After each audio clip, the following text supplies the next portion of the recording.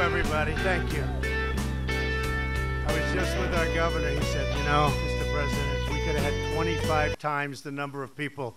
But for policy speeches, they like to keep them just like this. But I appreciate, this is tremendous. And this is truly a tremendous state. And we appreciate it very much. We appreciate you being here. Thank you. And the policy we're talking about is cutting your taxes. Do you like that policy? Well, you're the hardworking people who provide the energy that makes this country run.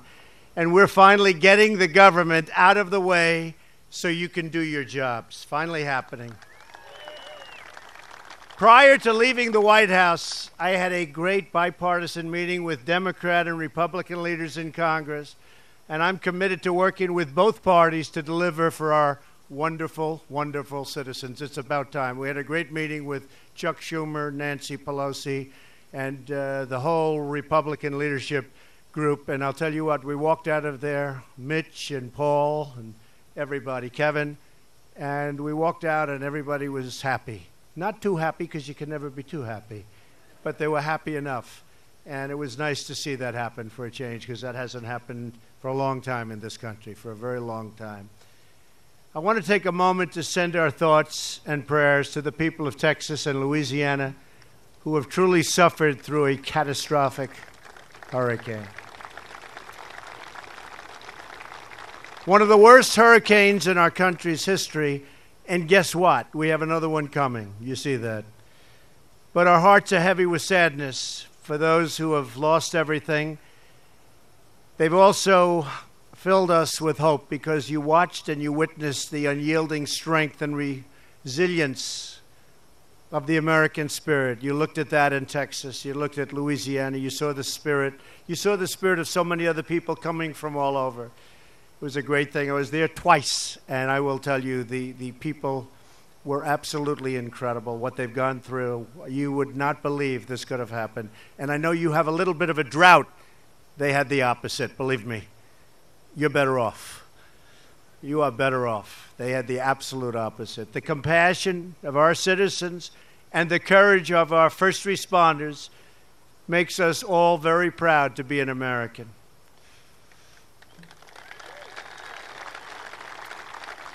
I can tell you that I was deeply inspired by the faith and perseverance of those who I met, and by all of the people that were there, so many people.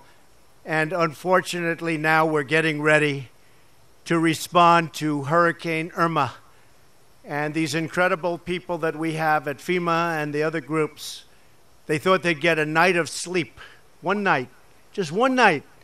They're not getting anything. They're right now going to Florida, Puerto Rico, and the Virgin Islands, and they're already there. And they're being hit with some very, very strong and powerful winds. The one's coming now, Irma, they're saying is the largest one in recorded history in the Atlantic Ocean, coming out of the Atlantic, which gets big ones. So I just want to thank everybody and all of the people that are going down, and they're really now again in harm's way. We'll work together to help save lives, protect families, and support those in need. Together we will recover, and we will rebuild. I also want to tell the people of North Dakota and the western states who are feeling the pain of the devastating drought that we are with you 100%. 100%. And I've been in close touch numerous times with our Secretary of Agriculture, who's doing a fantastic job, Sonny Perdue, who's been working with your governor and your delegation to help provide relief. And we're doing everything we can, but you have a pretty serious drought. I just said to the governor, I didn't know you had droughts this far north. Guess what? You have them. But we're working hard on it, and it'll disappear. It'll all go away.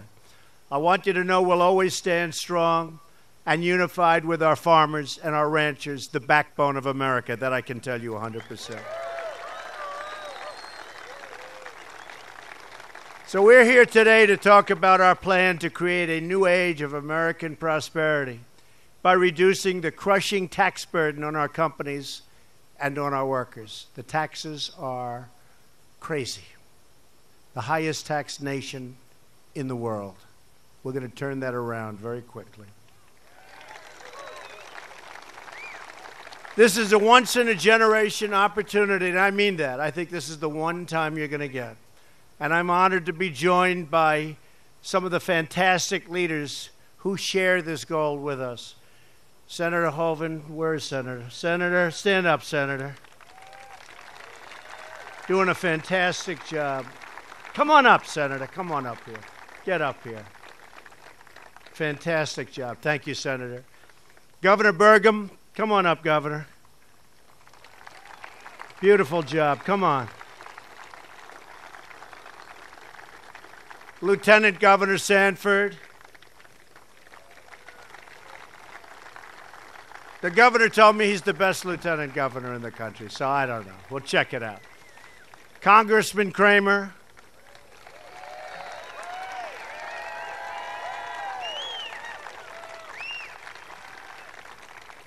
Senator Heitkamp.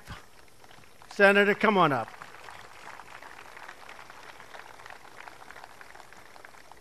And I have to say, you are all in favor of tax cuts, aren't you? Absolutely. Come on up, Senator.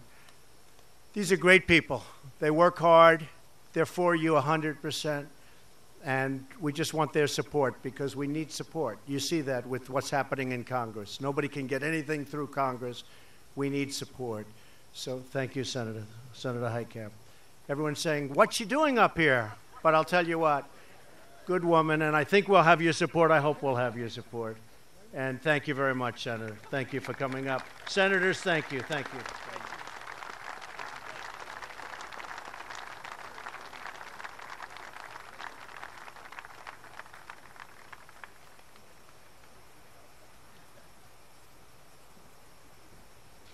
They're all in good company together. But working together, we're going to restore America's competitive edge by passing tax cuts and reform that will make America the best place in the world to hire, invest, and to grow. We love our country, we love our people, and we want to create more jobs in America for Americans. I want to welcome a great friend and a true American visionary who has created thousands of jobs in North Dakota and all around the country, and he's been a friend of mine right from the beginning. He said I should do this. Absolutely, you have to do it. A great, great American success story, Harold Hamm. Where's Harold? Where's Harold? Come here, Harold.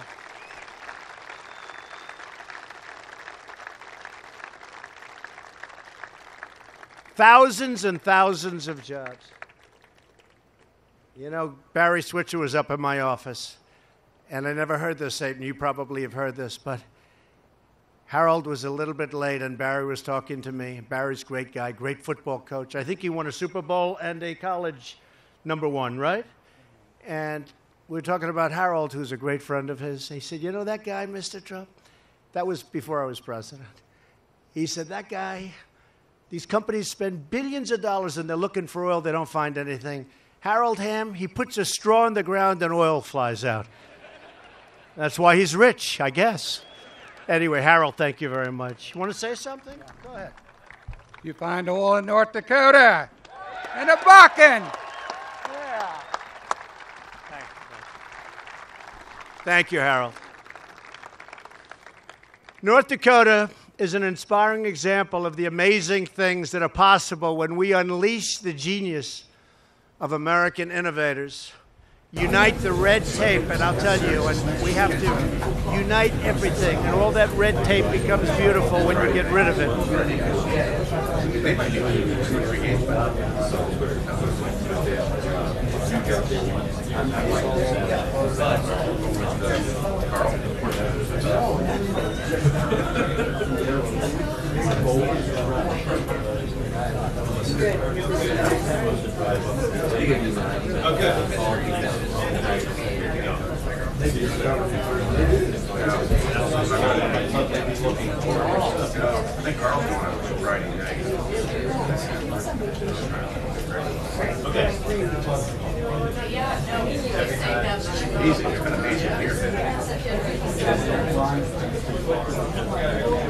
All right, folks, thank you very much for joining us and choosing us as your stream of choice. This is live footage from inside the press briefing room, so it should start soon.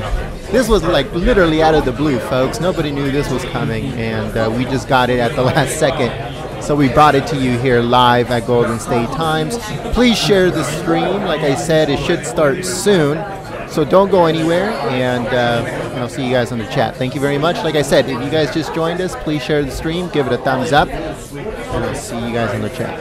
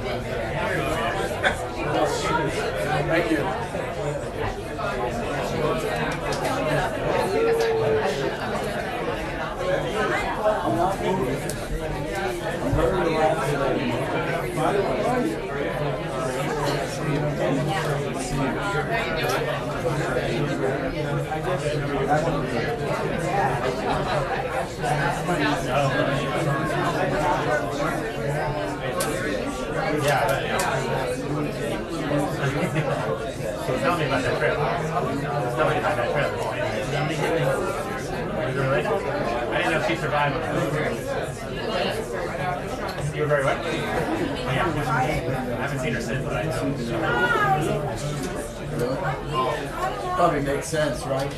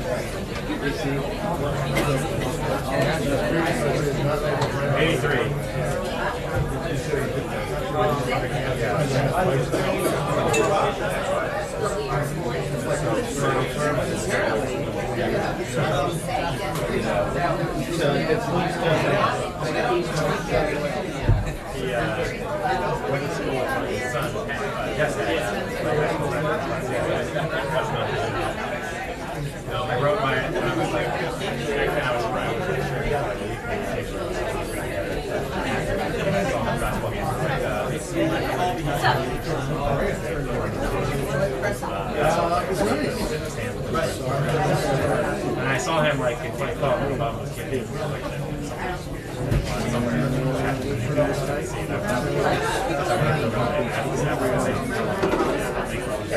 Yeah, no, barely, I barely had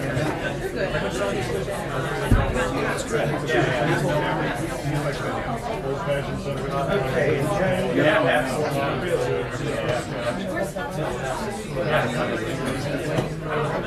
all right.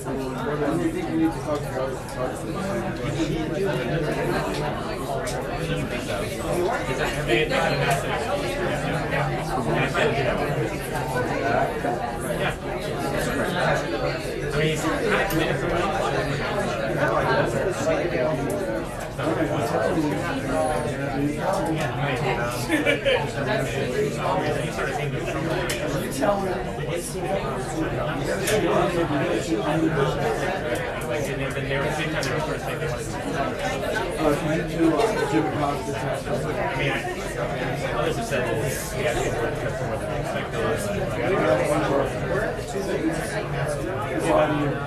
Get out right back in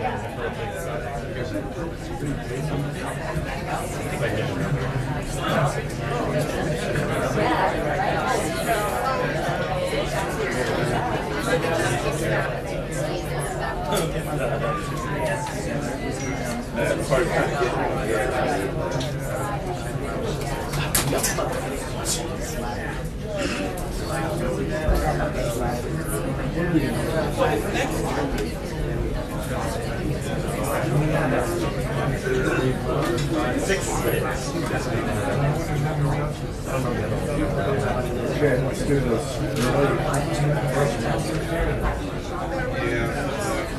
That's all we're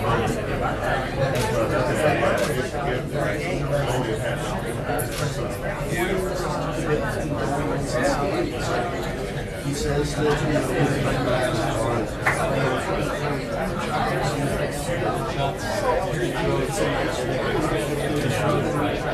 the latest.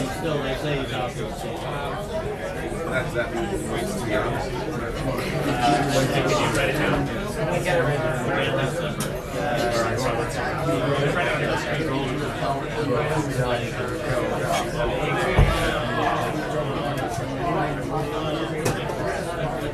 It's just like publicly China, and hence probably an APEC and not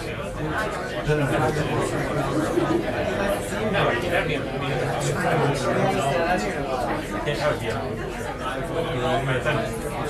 by the time you saw the tear,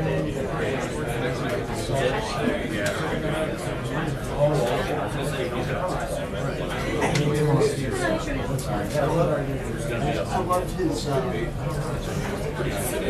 2012.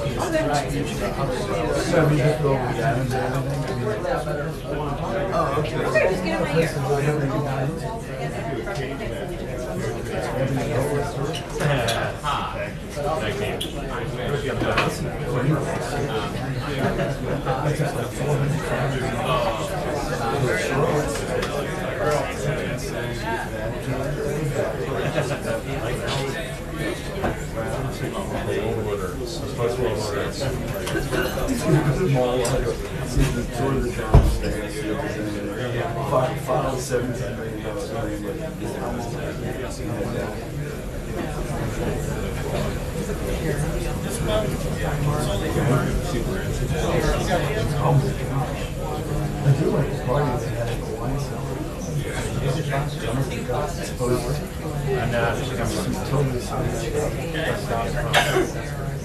Jules?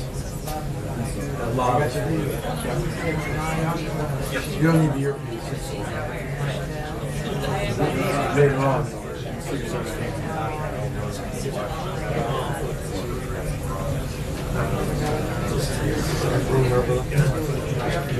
Oh, yeah.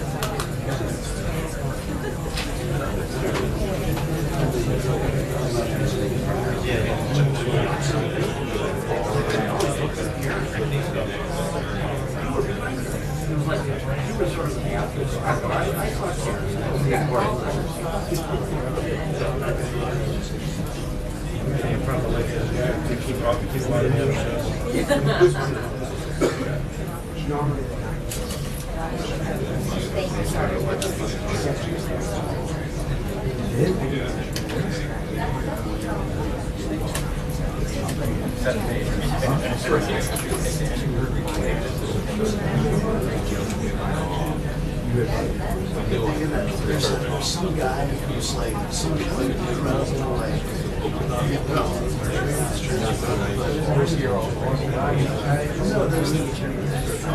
there's the guy that they can't verify his name.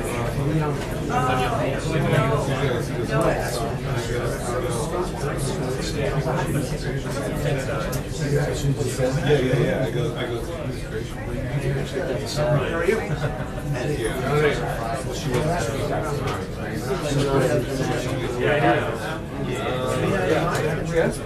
Yeah, me too.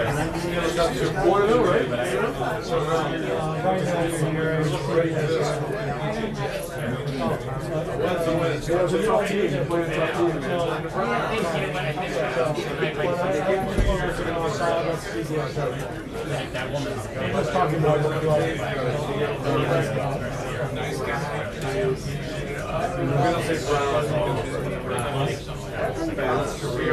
Yeah, I drank it.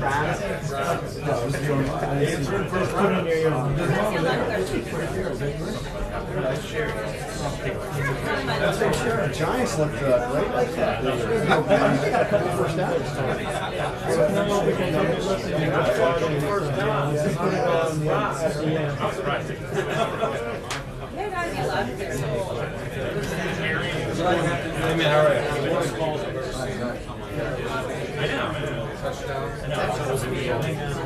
Which one?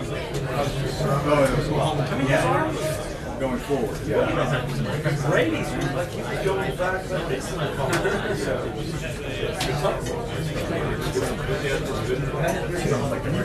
The Hurst. I like prior. That's what it's first. There's just no other. It wasn't one. There's scientific expression on the size of that. That wasn't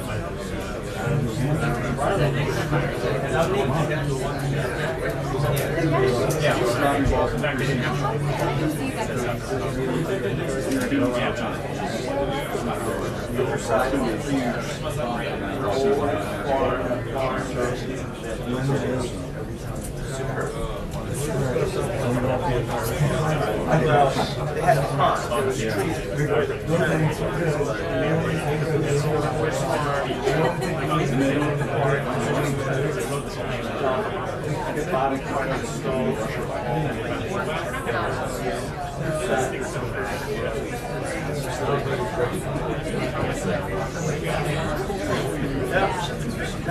He's good.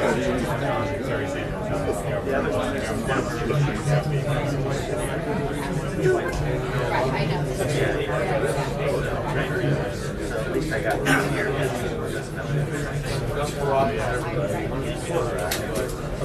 Consider places. Other side. Now, that being said, driving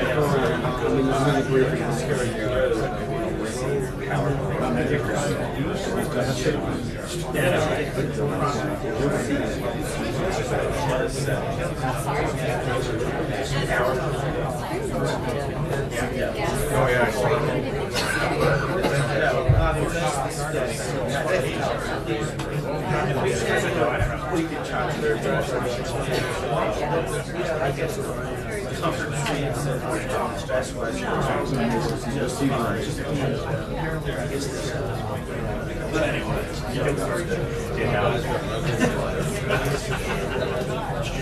we had to do this in reality.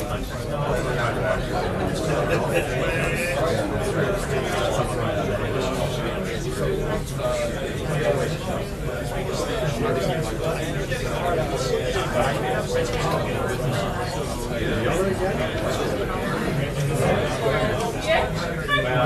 I said, I think there's.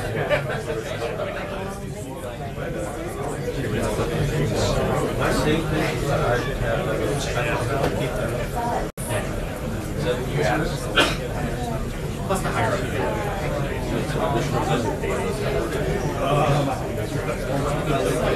Oh, you know her? I was wondering. That's no privilege.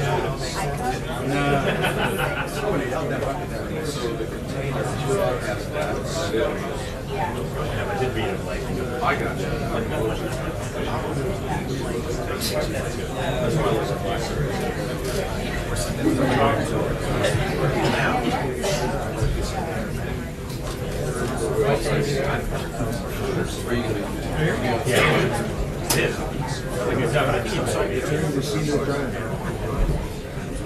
Exactly. I'm trying to wake you up in my room.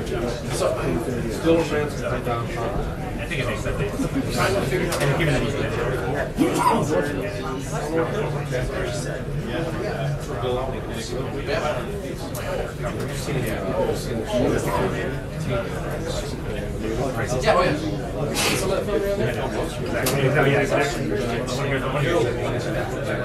What?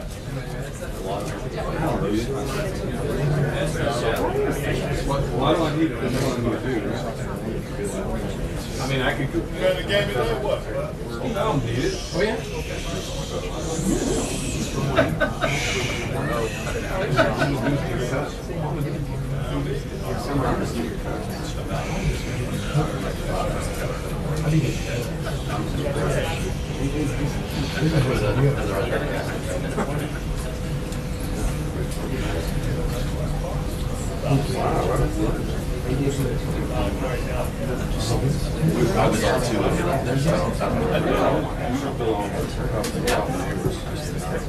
It's too late for 2 weeks.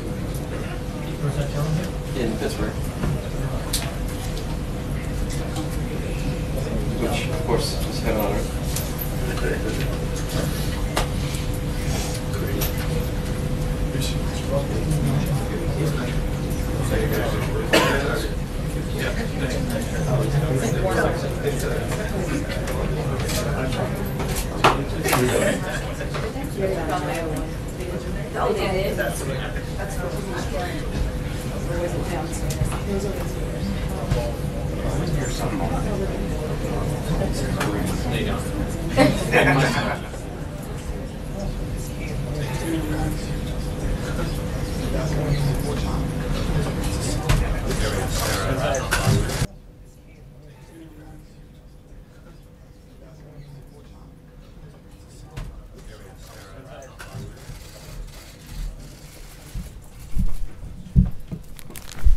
Good afternoon. This morning we had the honor of joining the President at the Pentagon to observe the anniversary of September 11th with the families and survivors of the horrific attack on our homeland that took the lives of 2,977 of their brothers, sisters, sons, daughters, mothers, fathers, husbands, and wives 16 years ago.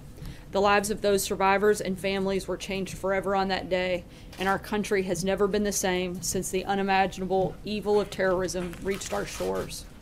In response to the attacks we are memorializing today, the Department of Homeland Security was created and given a vital mission: securing our nation from the many threats we face, from counterterrorism and border security to disaster preparedness and relief, which we know all too well in light of FEMA's work surrounding Hurricanes Harvey and Irma. The men and women in responding to these storms embody the spirit under which DHS was established. The President recognized Pentagon police officer this morning who sped to the scene of the crash at the Pentagon as soon as he heard of the attack and saved as many as 20 people. Like Isaac, the first responders to Hurricanes Irma and Harvey are running directly into danger to save lives and serve our nation. I hope that every American can take comfort in the fact that in the face of unbelievable tragedy, this country has always come together to heal, protect, and save. From the firefighters and police officers who rushed into burning buildings on 9/11, to the first responders on the ground in Florida, the United States Virgin Islands, and Puerto Rico, FEMA, through its national and regional response coordination centers and liaisons to the National Hurricane Center, continues to actively monitor the track of Hurricane Irma and support local authorities responding to the damage the storm has already caused. I'd like to bring up Tom Bossert, the President's Homeland Security and Counterterrorism Advisor, to provide an update on issues related to Hurricanes Irma and Harvey before I take questions. As always, he'll make an opening statement and take questions, and then I'll be back up to answer further questions. Thanks, guys. Thanks, Sarah. Good afternoon. It's a somber day today, and I and Sarah and others were honored to join the President at the Pentagon in a moment of silence on the South Lawn as well. In addition, I would note that President Trump continued a long tradition of presidents since 9/11 to receive a counterterrorism briefing this morning in the Oval Office from his intelligence community, from his Director of National Counterterrorism Center, from myself and others on the team. Purpose of that is to give the President a sense of the terrorist threat that exists globally into the homeland and give him a sense of what we're doing about it and make sure that he's comfortable with our posture. As I said the other day, we don't have any current active threats against the homeland to our knowledge, and that's a good news story for today. Let me move into a quick thought. Before I do it, though, Sarah noted that we created the Department of Homeland Security in the wake of 9/11. I would note that the government engaged in a massive reorganization of its structures and efforts to create a National Counterterrorism Center, to create a Department of Homeland Security, an Office of the Director of National Intelligence, a U.S. Northern Command, which you've seen now marshal resources in an expert fashion for this storm, a combatant command in the United States of America, and Cyber Command, which you've seen recently President Trump elevate to a full combatant command. And so we've marshaled our resources and we've organized them in a way to confront the threat of terrorism, but also to organize ourselves in a way that will allow us to respond to any event, from a man-made hazard to an unfortunate terrorist attack, but also to a hurricane. So let me see if I can today talk to you about what we've done. I believe Harvey, as I said earlier, was the best integrated, unified, joint federal, local, state response effort that our country has seen in its history. I continue to stand by that. We've got roughly 700,000 registrants now for individual assistance in the greater Houston and South Texas area. Governor Abbott continues to demonstrate leadership, and President Trump continues to work with him and direct his cabinet to not lose focus on the people of Texas. With respect to Hurricane Irma, as you now know, it's a tropical depression. That does not mean it's not a dangerous storm. As you'll see from reporting, Jacksonville is suffering what has been called early some of the worst flooding it has seen in 100 years.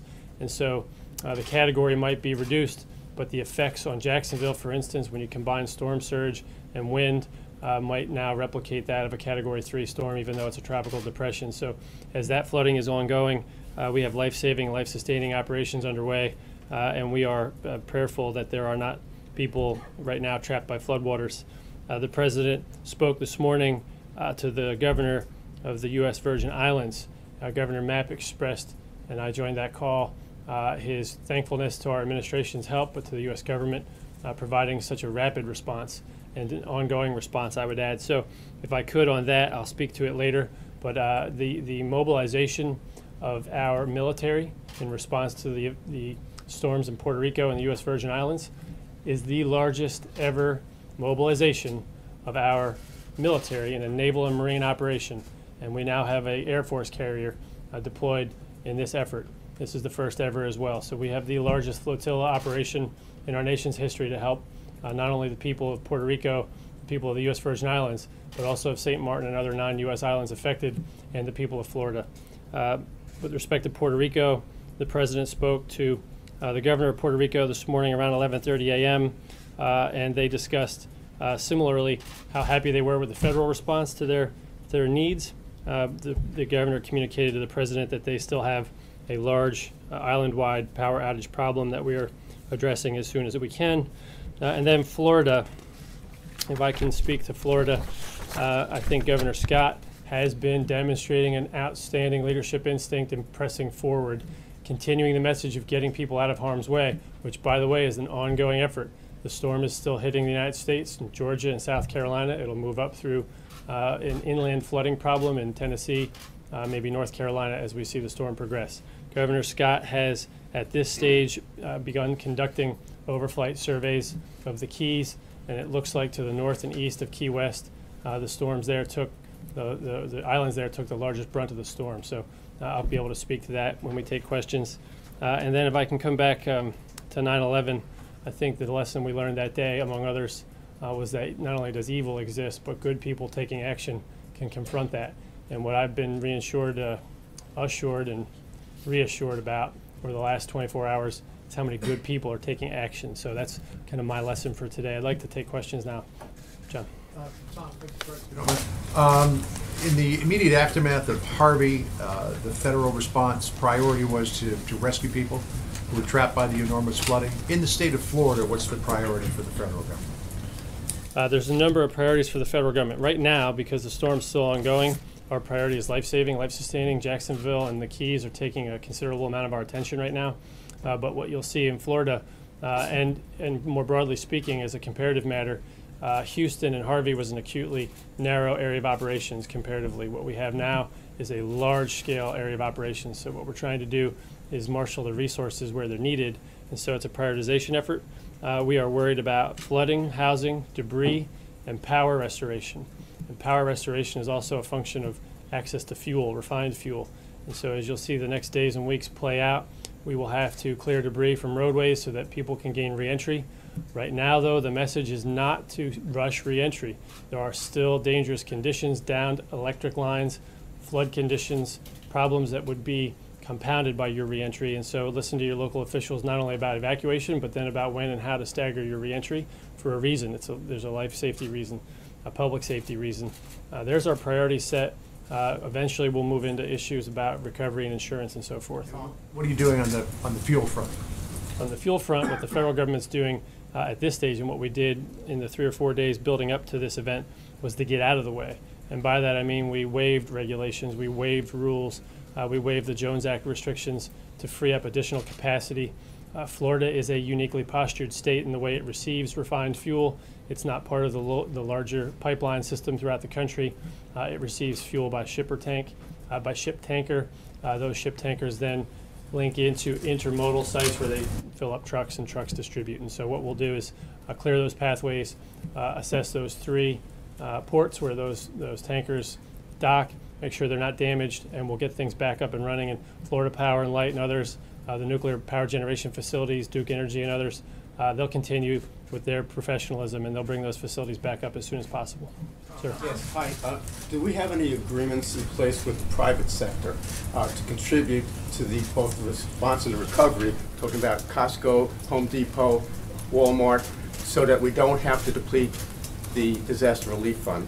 Yep. As a public service. Yeah, no, absolutely. So 2 things. First, there's a partnership in terms of coordination where those private sector entities are actually built into our coordinating centers so that they can understand what we're doing and how to prioritize their reopening of facilities and the safety of their workforce.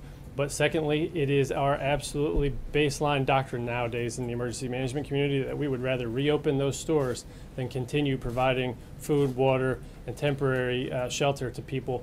It's just not within their regular course of operating business. It's not routine, and it's not something that we can easily sustain. So it's healthier, better, faster for us to reopen those stores as fast as possible. Thanks for that question. Sure. Mr. Bronson, the previous administration saw a connection between climate change and Homeland Security, and that the frequency and intensity of powerful storms like Harvey and Irma could pose a problem for future administrations. You could have FEMA budgets that can't keep up with the demand when you have powerful storms hitting the country. Is that something that you think this administration should take a look at? We know the president pulled out of the Paris Climate Accord. Are these storms giving this administration some pause when it comes to the issue of climate change and Homeland Security? I was here in the 2004 cycle of hurricanes, 4 and 6 weeks that hit Florida.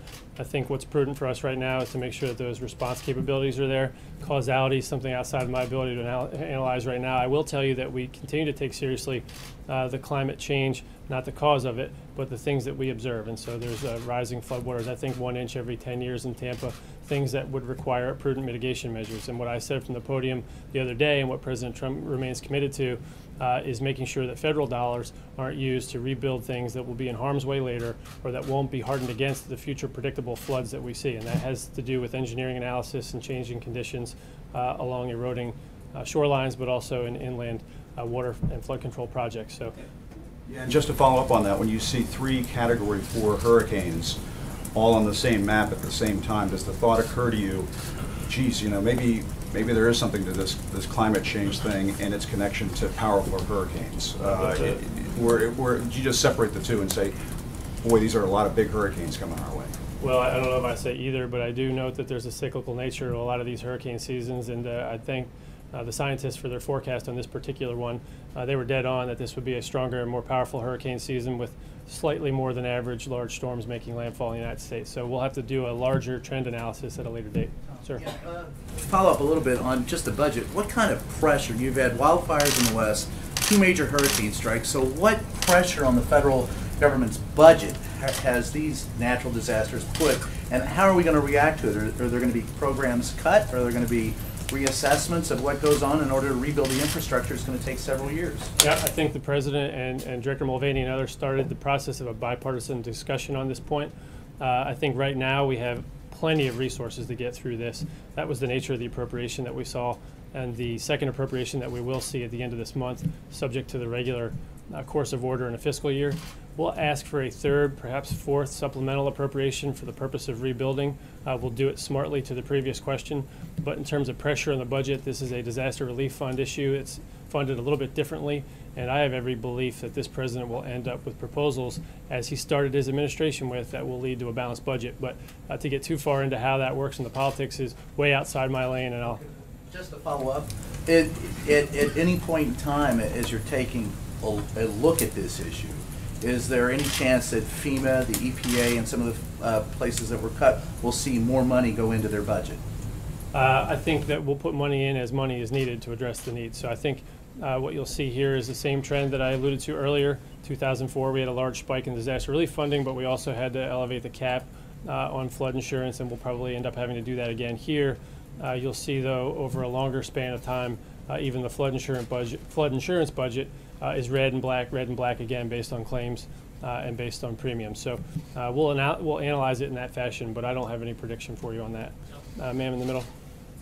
I asked you 2 weeks ago about Harvey, and you said, I asked you about housing, and I wanted to know if you had an update on the issues of housing, since now we've got Harvey and now Irma and what else is coming along the way. Can you give us an update as to locating housing for those who've been displaced? Locating housing in Texas?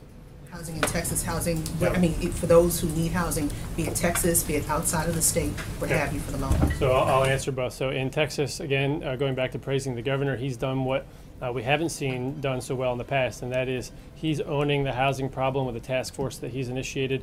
He's also assigned a person to be in charge of long-term recovery, and there's 4 or 5 solutions to the housing problems in Texas. Of course, some of them are short-lived, and what you'll have to do is find short-term solutions. People can stay in their home. It's been flooded. When the drywall's ripped out, when the repairs begin, they're going to have to find another place to live temporarily. So we try to find hotel solutions. In some cases, FEMA has initiated a manufactured housing solution where they'll put a mobile home or travel trailer on your property that you can live in for a period of time while your home's being repaired. Those are the ideal solutions when there's enough acreage on your lot for that housing unit to sit. You can then move back into your home, and we can remove that temporary unit. That's essentially the option that we have right now. The third option, of course, is just distance. So there's available rental stock, but you have to draw a larger circumference as people move away from their homes and into rental stock available farther away. So we have some analysis done on the available rental stock and the available manufactured housing stock. We can get that to you after the podium brief here. In Florida, we'll have a slightly different issue, but we haven't assessed yet entirely what the damage is. So that like the same model almost? Florida will be the same model, but remember, it's a peninsula and it's a wider scale problem, and it's been a larger swath storm. And so what we'll do there is assess whether those are the right models or whether we have to apply some different creative solutions. If we do, we have the authorities and we have the budget to do so, and we'll make sure people are taken care of. And during the Bush years, there was a very big concern about the mobile homes. And then they wound up having issues with formaldehyde. Is that all cleared up, all of that concern before? There was a big concern about mobile home communities just being in place after Katrina. Is that kind of out of the mindset now, or is it still part of the mindset? No, the mindset of making sure that people have a safe place to live is still very much alive. What we do as a government is purchase available manufactured housing. We don't make it, and we purchase it off the open market. I think the open market has improved their building practices, and I think that we've improved through that experience in knowing who to buy from and who not to buy from.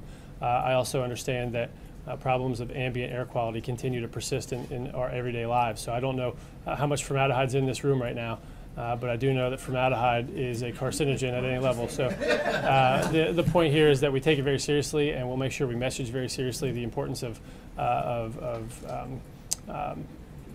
basically ventilation. So, but to my knowledge, we buy off of a better market now, and we provide that solution in a more tailored and responsible manner.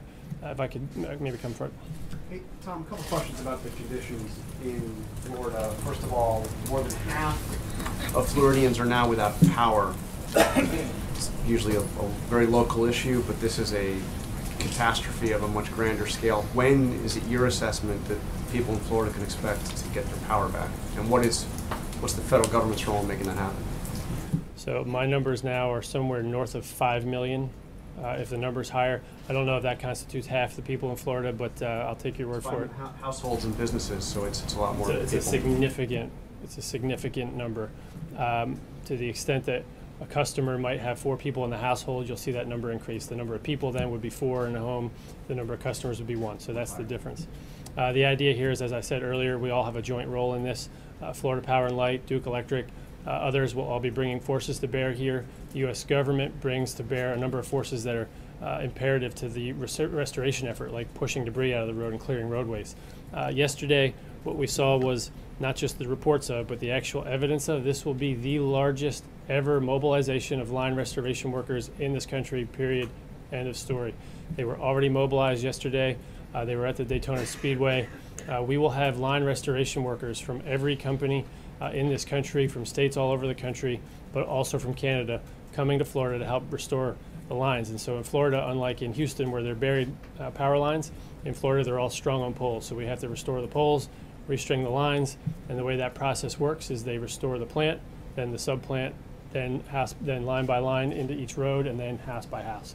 And you can't hook up each house until the homeowner makes sure that it's safe. You don't want to burn the house down with flood damage and corroded lines and so forth. So it is a literally joint effort, from federal clearing to public and private partnerships to line restoration efforts that are partnered in the for-profit and regulated world, all the way through to the individual homeowner. So that's how that process works. What's your assessment of how long that's going to take? I would caution people to be very patient here. Between re-entry and that process, we could have power down in homes for the coming weeks. Now, I don't want to cause any panic in Florida, and I'll come to a question here next. There are hospitals and nursing homes and other facilities that have generator power to provide services that are necessary. And there, the concern is providing fuel to those generators should they run out. And from that perspective, the federal government provides a great deal of fuel, a great deal of transport assistance through Transcom and other contracts, and we give that fuel to the state and locals, and they distribute it to those, I said wholesale and retail distribution, that's the best analogy. They distribute it to those facilities, and so that's our role there as well, and we expect that to happen seamlessly. Sir? Is preventing price gouging in the state of Florida a federal responsibility, or is that up to state officials in Florida and local officials there? It can be both, and I think you'll hear from the Attorney General later, so I'll let him explain to you what he'll do to prevent fraud. I think he's going to announce an effort on that this week, and I think you've already heard Pam Bondi announce that she is conducting active gouging and anti-fraud practices when there are state and local laws at play. So both is the answer, but I can tell you that neither officials, the Attorney General of the United States or the Attorney General or Attorneys General of the states, are going to tolerate gouging. I think that's something that people ought to think twice about. Sir? There is a possibility of a third and fourth supplemental for disaster relief. Can you tell us how much money the administration wants included in those supplementals, and are you going to put language raising the cap for flood insurance in that legislation as well? So on the first point, no. The reason we pursued this approach is we're trying to make sure that we have responsible estimates as opposed to making wild guesses now. We're going for the amount of money we need to get through this response operation phase, and as we transition into recovery, we'll analyze the damage, figure out how much money we might need, and go up for another responsible request. If we got that wrong, then we'd go for another if necessary. It's not necessarily wrong, but if we estimate a world and find actuals don't meet those estimates, then we'll go up and rectify. With respect to flood insurance, we'll see how many claims come in, but the flood insurance program had $8.6 billion roundabout available to it. If claims exceed that amount, we'll go up and ask for the cap to be raised. Sir. I was hoping you could drill down a bit more on the efforts to evacuate Americans in the Caribbean. You described the military mobilization. I know that the State Department has stood up a task force, and they're working around the clock in their operations center. Can you assess those efforts, and can you give a message to Americans who are right now in dire straits in the Caribbean who might be listening to this? What should the expectation be for an evacuation? How soon can the Americans get the Americans out?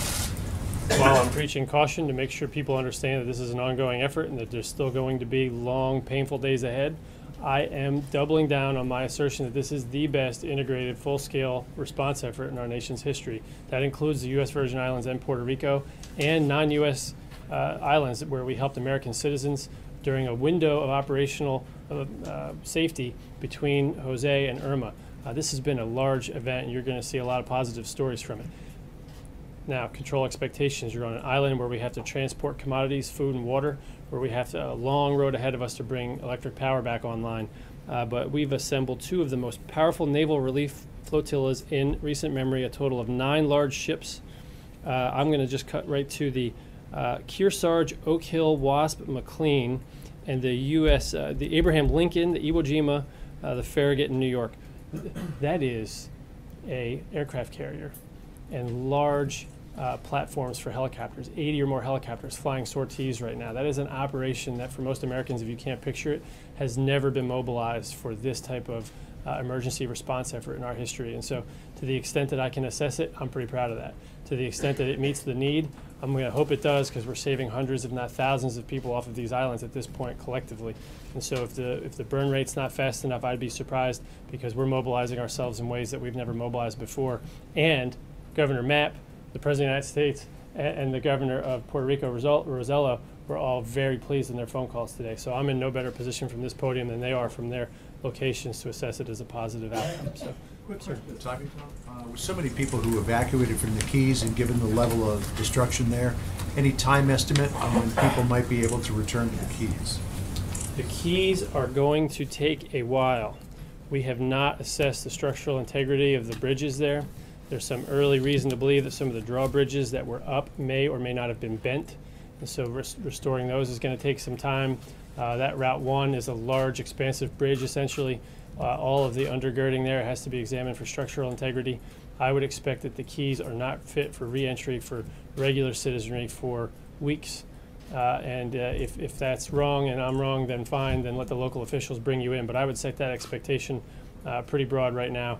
And I would say that for the people that chose to stay, they had every warning to leave. We hope that they took that warning, and those that didn't, we're going to get back down there as soon as we humanly can.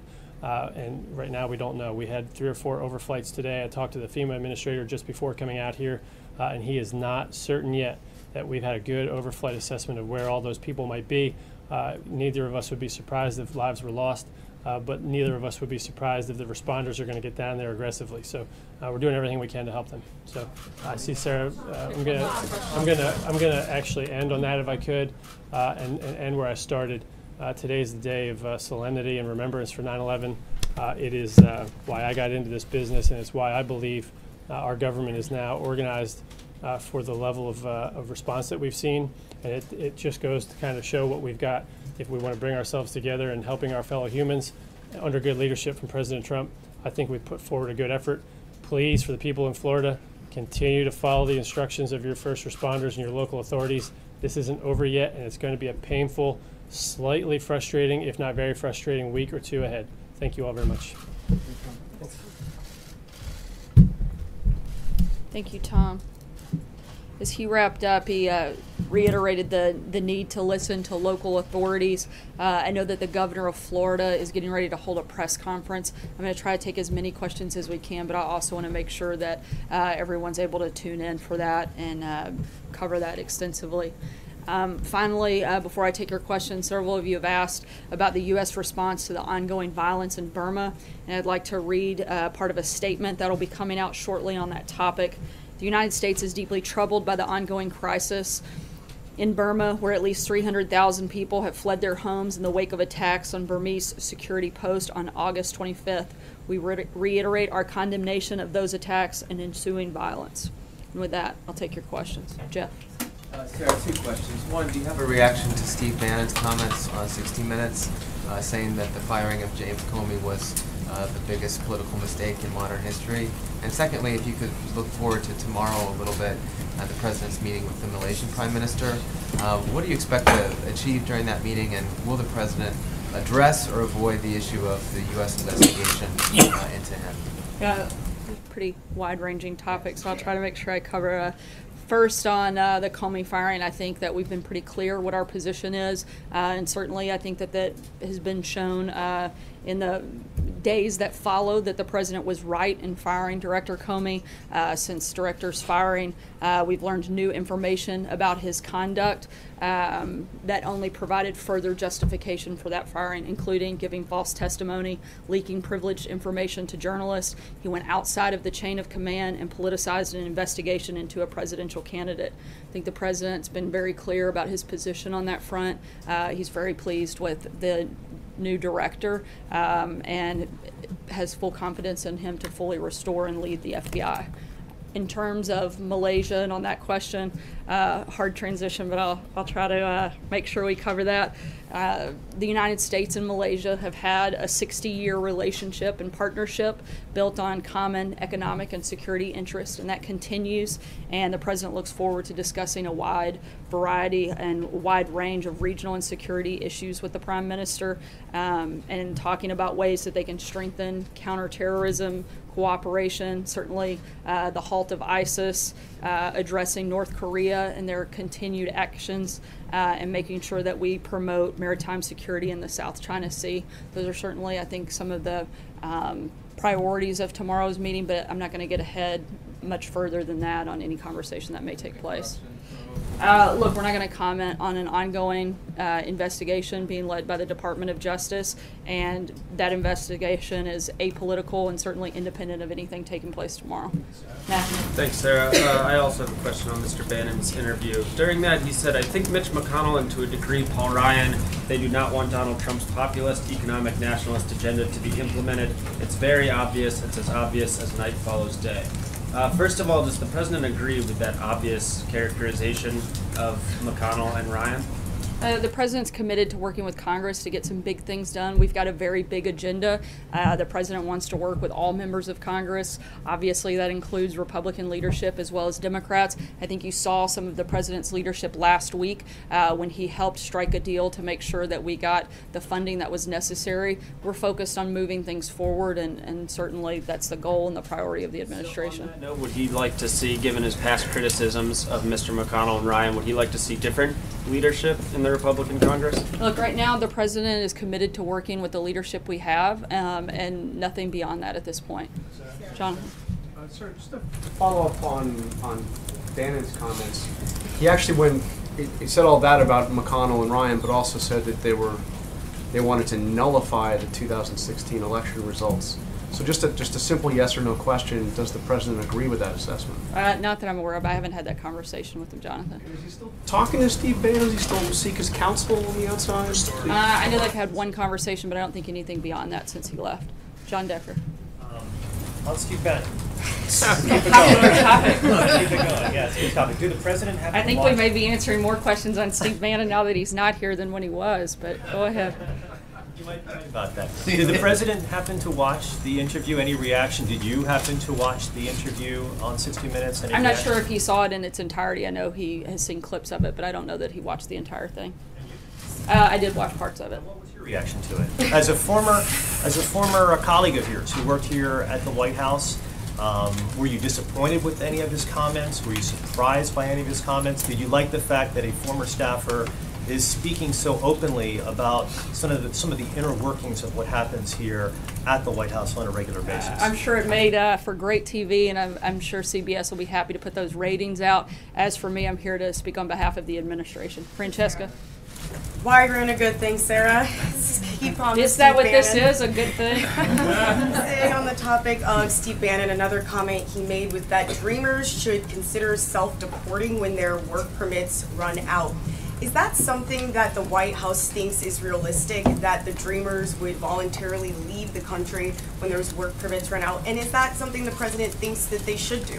The administration's been clear what our position is. We're hoping that Congress will step up and do their job and fix this problem and implement responsible immigration reform, and addressing that problem would be part of it. Realistic that they would leave. Last week, Nancy Pelosi told reporters the president would sign the DREAM Act. Is that accurate? Would the president sign the DREAM Act? Again, the president and the administration are looking at responsible immigration reform, and part of that would be part of that process, but we want to do something that addresses a multitude of issues. And again, Congress has 6 months to do their job. We're very hopeful and confident that they will. In his 60 Minutes interview, Steve Bannon said that this discussion over DACA could lead to a civil war in the Republican Party. How and why is he wrong about that? I think that Steve always likes to speak in kind of the most extreme measures. I'm not sure that I agree with that. John? On a different topic. Oh, wow. In recent weeks. Maybe you get 2 questions then. in just a matter of weeks, 2 storms that have been categorized as once in 500 years or even longer, major events have hit the United States. In light of that, has the president given any thought to reviewing his decision to leave the Paris Climate Accords? I'm not sure specifically on the Paris climate deal, but as he said at the time, the goal is to always do our very best when it comes to taking care of the environment and taking proper steps. The United States is one of the best in the world at doing this. We want to continue to do that. But right now, the administration is focused on the recovery and relief efforts. And as Tom said a few minutes ago, we'll look at that analysis once we get through the coming days and focus on the recovery and relief and saving life effort taking place. Hallie? 2 questions. To follow up on John's question a little bit here, and since you said you do speak for the administration, can you clarify whether the president believes human activity contributes to climate change? The president's addressed this already. I'm asking you to address if that's changed given these storms. I don't think that it's changed over the last several weeks, and again, he's addressed his opinion on that several times So my since. second question is actually on something that happened back on August 10th, as you know, which is the president declaring that he wanted to have a national emergency when it came to the opioid crisis. It has now been more than a month since he said that. That's a delay for a president who likes to do things quickly, as he has often said. Is the president taking this seriously enough, and when does he intend to declare this emergency and actually get the ball rolling on that? Absolutely taking it very seriously. The commission and members of the administration have continued to meet and work on the details of that national declaration, and that's certainly a big priority for the administration, and we'll continue to focus on pushing that through. It's taking so long. You know, this is a president who likes to snap his fingers It's a and much do things. more involved process, and that's something that they're working through on the legal side, the administrative side, and making sure that it's done correctly. Ask about Steve Mnuchin. Tricky, Bender. He and Cohen are going up to the Senate tomorrow to talk to the Budget Committee. What do they want that budget resolution to look like, and does the administration support the House budget? Look, I don't want to get ahead of their conversations, and I'll let Secretary Mnuchin, I think, plans to address that in further detail tomorrow. John? I want to Steve Mnuchin real quickly. He took some criticism last week from Republicans for his handling of the debt deal. What does the president think of Secretary Mnuchin's performance so far? The president has confidence in Secretary Mnuchin and is glad that he is part of the effort working with Gary Cohn to get tax reform done this year. John? Just to drill down a little bit on what you said a moment ago regarding James Comey, you said that he was responsible for giving false testimony. Do you believe that Comey either perjured himself before Congress or at the very least misled Congress in his testimony? I think that's something probably for DOJ to look at, not me. I'm not an attorney. Jen? 2 questions, one on the Equifax leak and one on tax reform. If a big tax reform bill doesn't pass by December, would the president support adding middle-class tax cuts to the end of the year tax extender bill that Congress has to pass? We're focused on making sure we get a complete tax reform package. That's the goal. He would support. Right now, that's the focus, and if that doesn't happen, we'll look at other options at that point. Americans' personal data security after the Equifax leak, is more regulation warranted for the handling of Americans' personal data? I think this is something we have to look into extensively. Tom Bossert will be one of the primary people taking the lead on that front, and certainly something we have to explore all the best ways to make sure that Americans are protected in that sense. Thank you.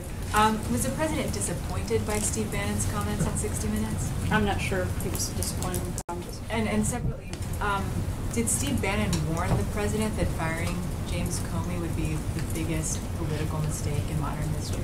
I'm not aware that conversation ever took place. As I mentioned when we started, the governor of Florida has a press conference that'll be starting here in a few minutes. We make sure everyone has the opportunity to tune in. The press team will be here, and we're happy to answer any questions, particularly if you have anything beyond Steve Bannon. We'll be even more than happy to answer. Thanks, guys. Tim Scott meeting Wednesday.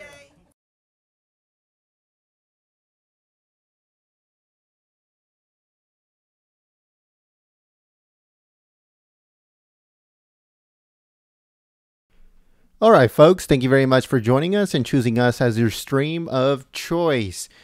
That was Sarah Sanders. Like I said, this was like an out-of-the-blue, last-minute thing. We didn't even know it was going to happen today. It seems to happen a lot with Sarah Sanders. She books these things like at the last second. But we're glad that she came out and answered some questions, even though most of them were about Bannon and that 60 Minutes interview. That means absolutely nothing in reality. But if there's any more live streams later on today, we'll be bringing them to you here live at Golden State Times. Also, we're going to be uploading a whole bunch of news, so stay tuned. If you are new to the community, subscribe and click the notification bell so you can get a heads up on when we go live. Tomorrow, as they said, President Trump is going to have a joint press briefing or a joint press conference. I'm sorry. And then there's going to be other streams tomorrow too. I think after a while, there's going to be a State Department briefing tomorrow. I'm not 100% sure, but that's what I've been told. So stay tuned here at Golden State Times for that. Thank you very much for watching. Thank you very much for joining us. And I hope that you guys join us on the next time. Thank you very much. My name is Jen, and I'm from Golden State Times. And I'll see you soon. Peace.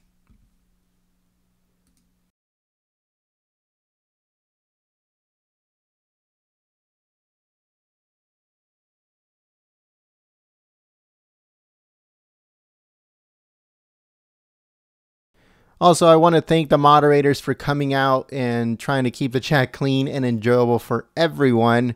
We had Carolyn Holland here. We had Siri Blue 90. We had Brian Knight. They do an awesome job keeping the chat clean and enjoyable for everyone. And I would like to thank you guys. You guys are awesome. And thank you very much to everyone that shared the stream. You guys are awesome. You guys help out immensely. Giving it a thumbs up, sharing on social media, that helps us out a lot. You guys cannot imagine how much that helps us, and we would like to thank you very much for that. So, like I said, folks, if there's anything else to be streamed later on, we'll stream it here live. If not, stay tuned for our news videos that we're going to be rolling out later on today. So stay tuned. We're trying to keep you guys up to date on everything that is going on. And we're breaking news all the time, so stay tuned. Thank you.